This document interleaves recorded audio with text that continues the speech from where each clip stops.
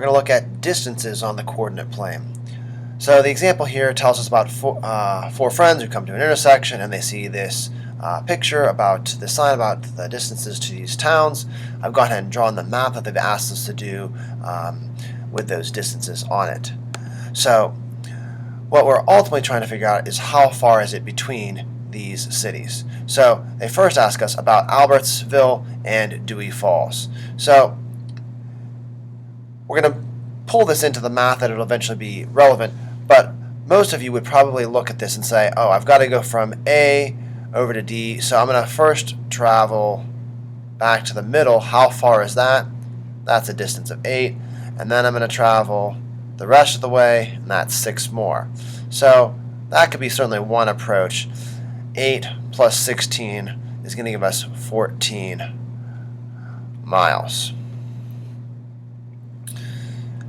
If we look at the distance from Los Ville to Cheyenne, well, here it works a little bit differently with these numbers. If we think about 12 and 3, it's not 12 plus 3 like we did in the last example. What we need to do here is 12 minus 3, and of course they're 9 miles apart. So we do need to consider what's different about these two that in the first example I added, but in the second example we subtracted. We'll get to that in just a minute. Another just point of interest is that what is the point where they intersect? That is the point 0, 0, also known as the origin. Okay, so if we're given 2 points, negative 4, 0, and 5, 0, what do the outer pairs have in common about their location in the coordinate plane? So they have a couple things in common.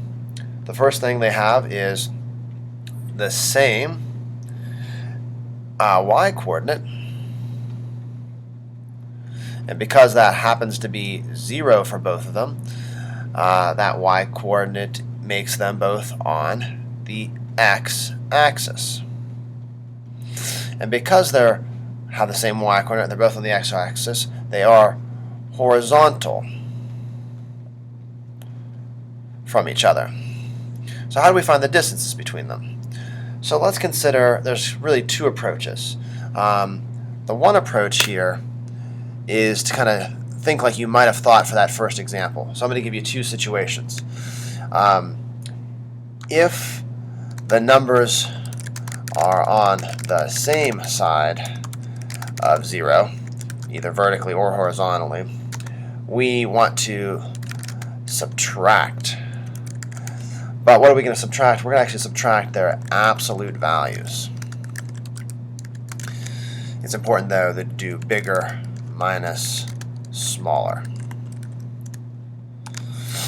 A second situation that we might do is if the numbers are on opposite sides of 0, then we add their absolute values.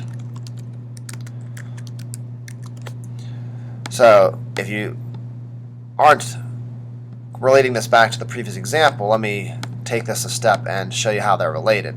So in the last example, see how we added 8 and 6 here because Albertsville and Dewey Falls were on opposite sides. But we subtracted 12 from 3 because Blossville and Cheyenne were on the same side. That was kind of intuitive when we had a picture here. It becomes more abstract when we just have some numbers here. So this is one strategy. Here we consider we have a negative 4 and positive 5, so on the opposite side. So how far apart are they? The answer is going to turn out to be 9, as we'll see in a second. So this is one strategy, kind of the more logical, intuitive strategy. But there's an algebraic strategy that we could use as well, and either strategy is fine. The algebraic strategy is that we take the absolute value of A minus B.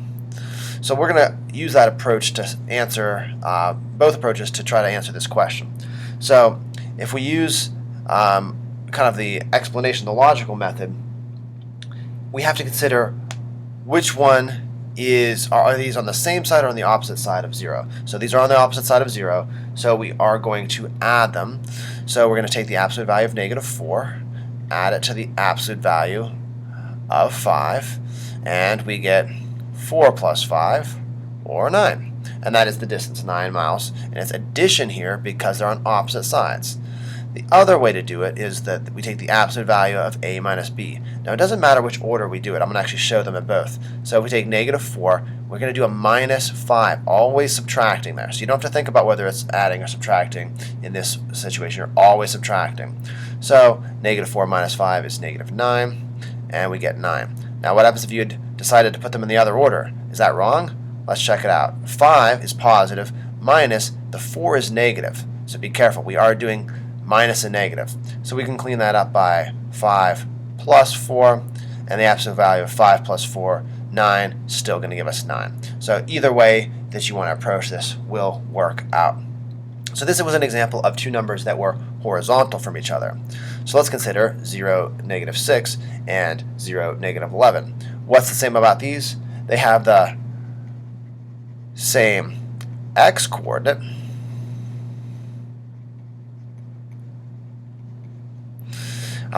and since those x-coordinates happen to be 0, they're on the y-axis. And as you might have guessed, when they have the same x-coordinate, that's going to make them vertical from each other.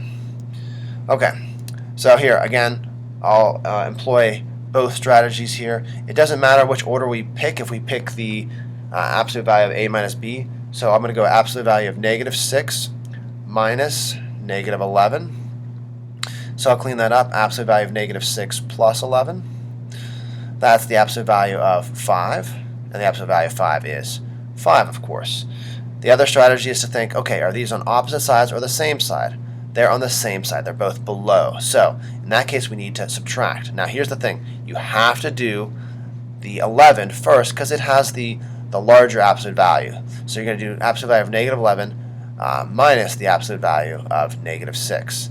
And so that's 11 minus 6 is 5. So the math here might be more intuitive when you just think this is 11 away and this is 6 away, and we're trying to really figure out how far in between, and that distance in between is 5. So either approach is totally acceptable. Okay, so let's look at another example. This is a case where they're not both on either the x or y axis, but here they still do have the same x coordinate. And since they have the same x coordinate, these 2 points, if you drew a line between them, would form a vertical line. Okay, so if we want to find the length, I'm going to go ahead and employ the a minus b strategy. So I'm going to take 3 minus negative 5. So that is absolute value of 3 plus 5, or 8. You could totally think about how far away they're on opposite sides. So we're going to take the absolute value of the one is 3 plus the absolute value of the other is 5. 3 plus 5 is 8. However you like to do it. Okay, let's practice this in some examples. So each time what they want us to do is figure out, are we talking vertical or are we talking horizontal, and how do we know? So in this situation we have the same x values, so that's going to make them vertical. So let's look at the y values now, and we're going to do the absolute value of 9 minus 4 is 5.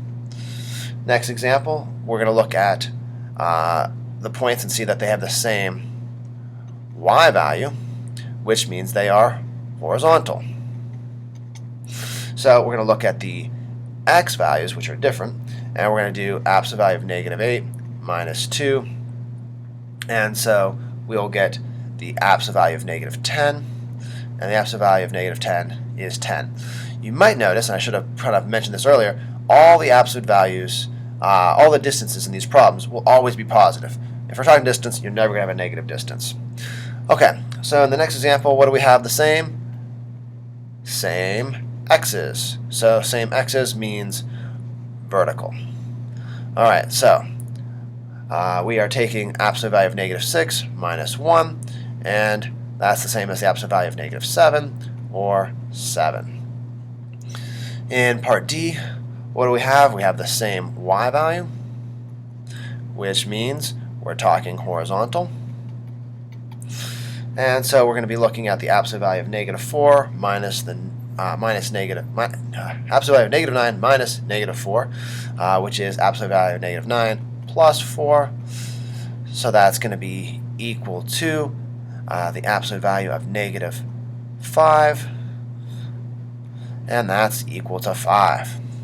And finally, we've got points with the same x, and that's going to lead us to vertical, and we're looking at absolute value of negative 11 minus 8, or absolute value of negative 19, which is 19. So now in class, we can go ahead and practice some of those examples on the next pages.